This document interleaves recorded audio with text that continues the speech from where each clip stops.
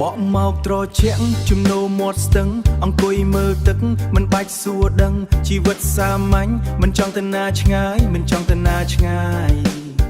មានតែរូបអូនក្បែរខ្លួនឲ្យសប្បាយមិនខ្វល់រឿងលោកីមិនខ្វល់អ្នកណាថាគ្រាន់តែចង់នៅក្បែរស្រីល្អម្នាក់នេះណាហូរទៅតាមខ្យល់មិនបាច់ប្រឹងពេកទេស្នេហាពិតប្រាកដមិនបាច់មានលេះទេ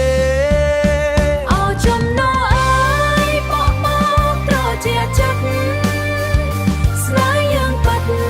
នៅមកស្ទឹងស្ងប់ស្ងាត់ទឹកហូរមិនឈប់ដូចចិត្តអូនស្រឡាញ់បងទោះមានរឿងអ្វីក៏មិនឲ្យបងបាត់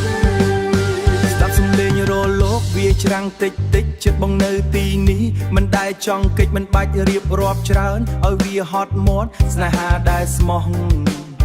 ស្នេហាដែលស្មោះវានៅក្នុងចិត្តមិនបាត់មើលទៅលើមេឃក៏ឃើញផ្កាយរះមានអូនក្បែរបងអារម្មណ៍បងស្រឡះមានអូនក្បែរបងអារម្មណ៍បងស្រឡះនៅក្បែរមាត់ស្ទឹងជាមួយខ្យល់ត្រជាក់រស់នៅតាមស្រួលមិនបាច់ពាក់មុខយាក់រនាតឯកបនលឺសូររំដំចិត្តប្រាប់ថាជីវិតត្រូវការបងជានិច្ច